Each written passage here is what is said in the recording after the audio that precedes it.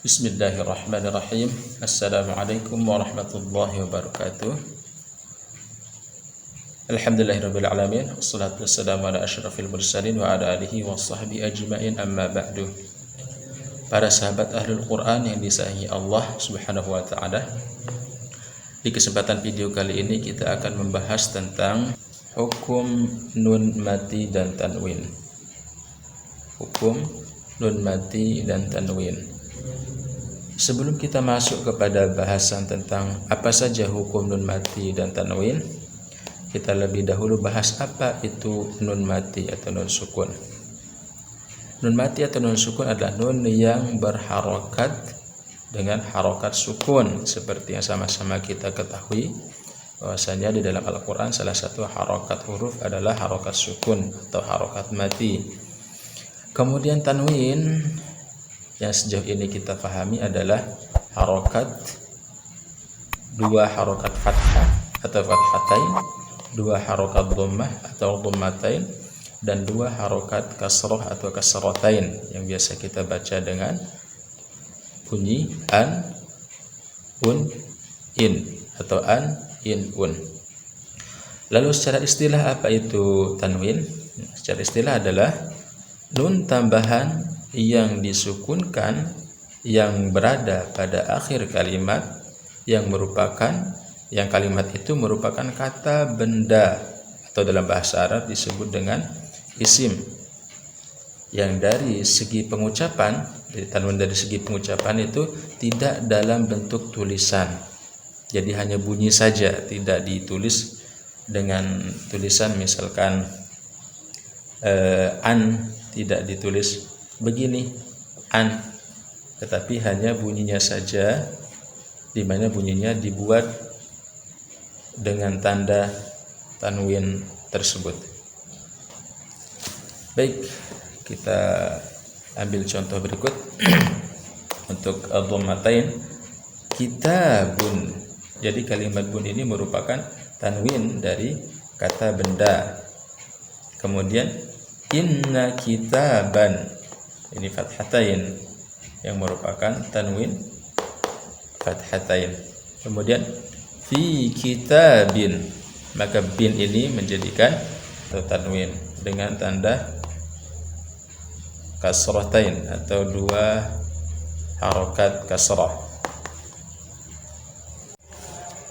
Baik, adapun hukum nun mati dan tanwin ada 4. Yang pertama adalah izhar, kemudian yang kedua ada idgham, yang ketiga ada iqlab, yang keempat ada ikhfa. Kita akan bahas satu persatu. Apa itu izhar, apa itu idgham, apa itu iqlab, dan apa itu ikhfa. Bahasan pertama kita adalah izhar. Apa itu izhar?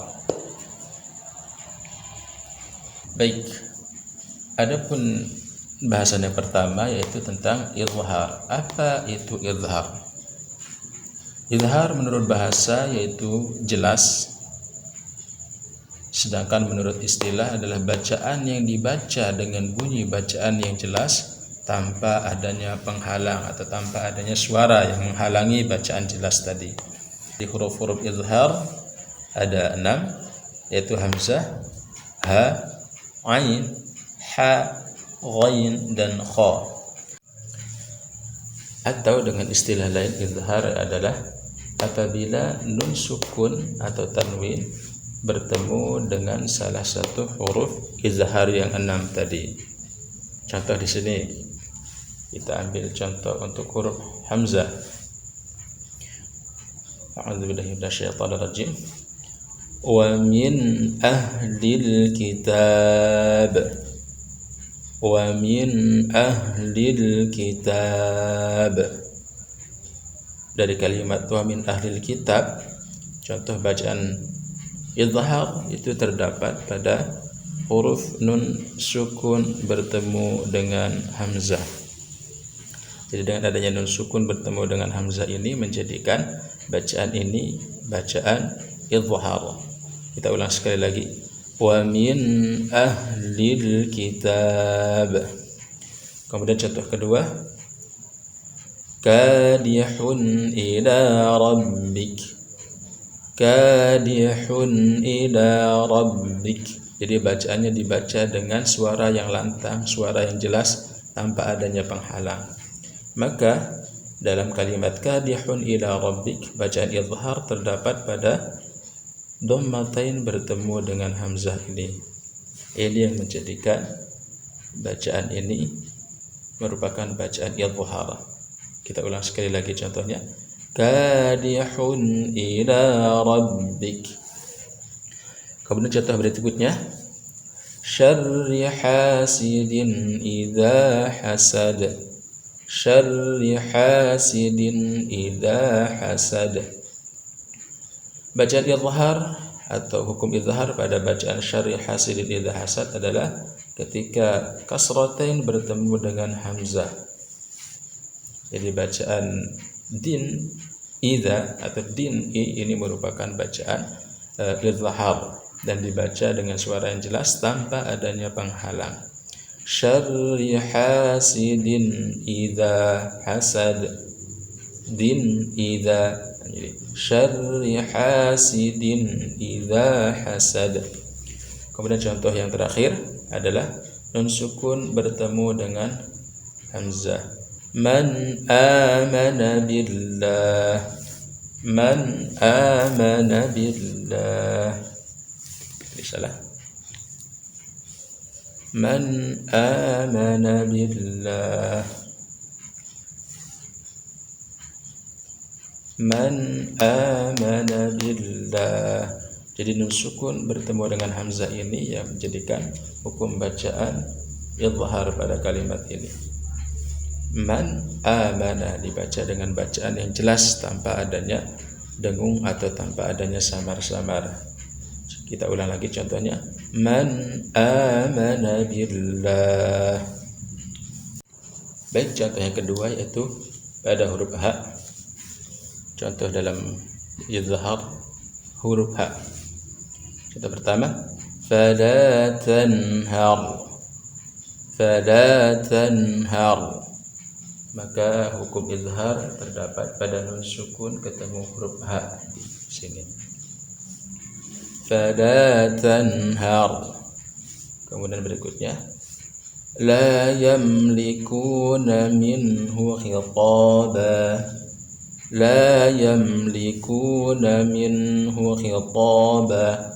Bacaan izhar terdapat pada nun sukun ketemu huruf ha pada kata minhu.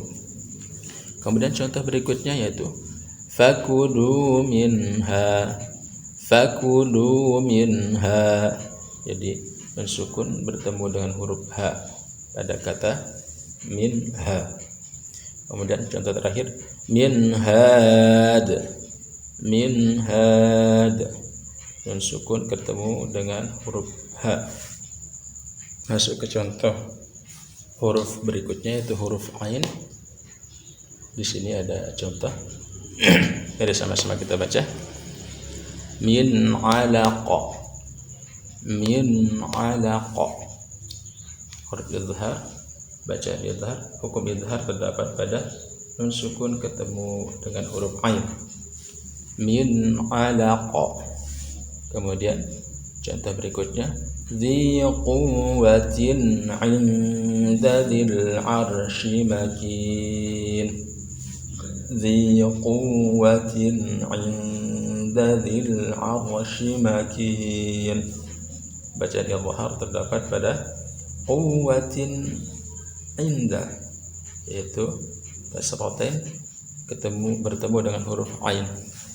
Kemudian contoh berikutnya, wala khaufun 'alaihim.